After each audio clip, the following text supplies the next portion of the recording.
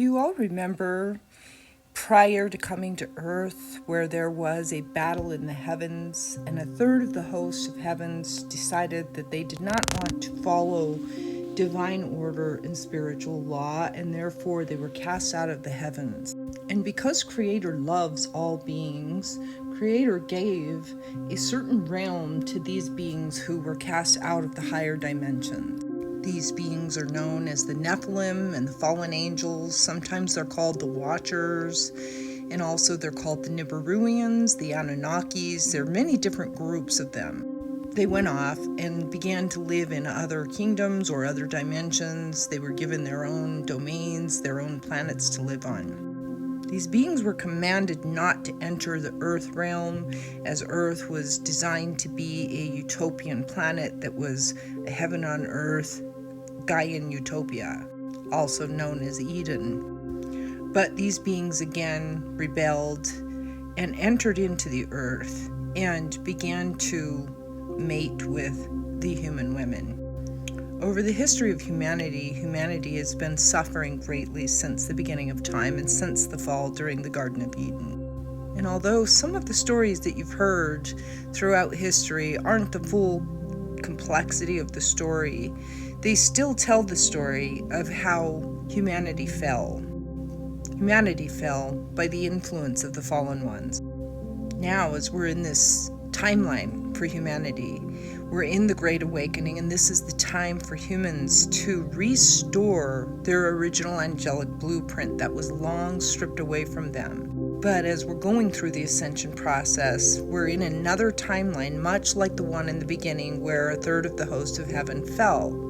We're in a timeline for humanity where half of humanity is not restoring and not returning to source and continuing the fall. This is why we call this the New Earth split. You may have heard many other people talk about how the New Earth is birthing. There are some that are going in one direction and some that are going in the other. This again is the Creator's way of separating the wheat from the chaff in terms of souls that are going to align with Source and those that are not. Those who are going to remember the true codes and those that refuse because they're stubborn and they're rebellious. In the New Age community, there are many people saying that we're all going to ascend together and everything is light and love. But this is actually a trick of the dark forces because it's simply not going to happen like that. As a remote viewer and an ascended being, I have returned to Source and I've been shown that many souls are not going to make it in this timeline.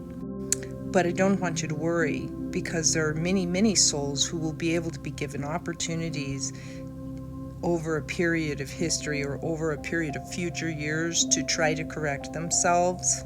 And then at some point, if they still do not return and restore themselves into the light and the eyes of God, then they will return only in stardust and not as a full soul, but they will at some point all return. However, it's very important that you understand there's very much a difference between a soul who truly aligns and those that don't, because it's not something that just happens.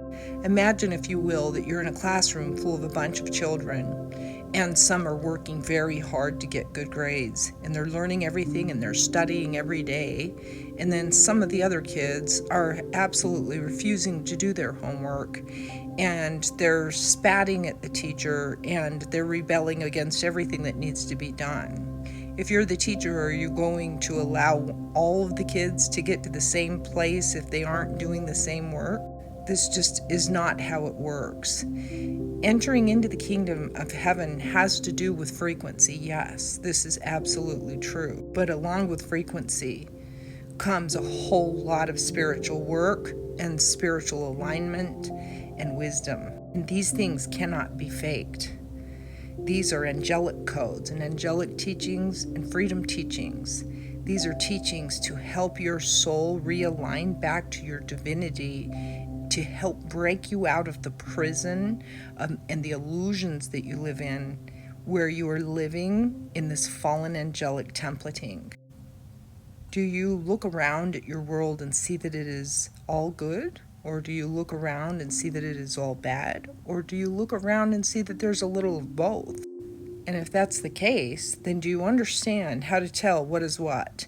Which part is the phantom matrix and which part is the divine blueprint?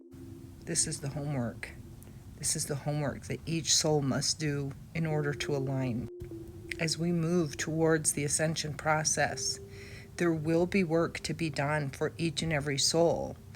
And in this journey, there will be more alignment. And you'll know that you're aligning because good things are going to continue to happen for you. If bad things are happening all around you, that's a sign that you have work to do spiritually. But don't get me wrong, bad things can also happen to good people, because the more that you do good, you're also going to be under attack of the dark. You see, these fallen angels, they live on earth, some of them. They both live on earth and they also exist in other dimensions, and they influence humanity in many ways that humans are very well unaware of.